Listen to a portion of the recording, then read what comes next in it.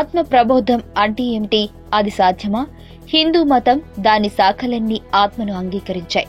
భగవంతుడు ఆత్మస్వరూపంతో అందరిలో ఉన్నాడని, అదే సర్వంతర్యామి అని దానికి అర్థమంటారు.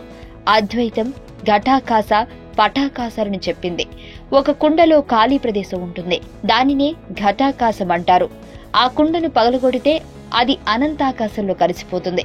అలాగే ఒక పరమాత్మ ఇన్ని శరీరాలలో భిన్న భిన్న ఆత్మలుగా ప్రవేశించాడు.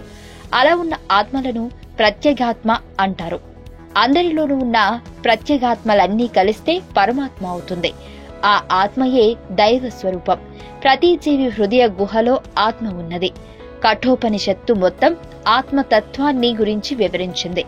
భగవద్గీతలో శ్రీకృష్ణ స్వామి ఆత్మను గురించి ఇలా చెబుతాడు: నైనం చిందంతి శస్త్రాణి నైనం దహతి పావకః సచైనం క్లేదయాంత్యపో నైనం చిందంతి శస్త్రాణి నైనం దహతి పావకః సచైనం క్లేదయంత్యాపో న శోషయతి మారుతః. ఆత్మ శాశ్వతము.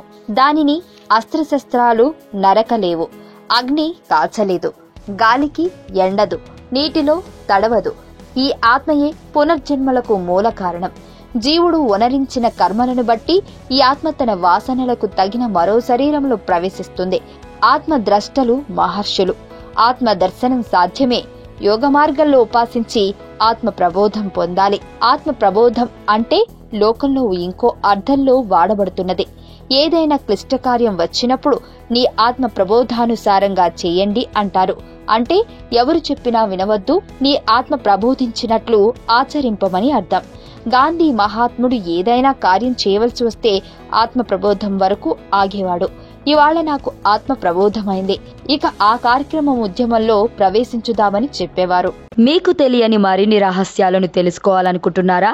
అయితే సబ్స్క్రైబ్ చేయండి రహస్యవాణి.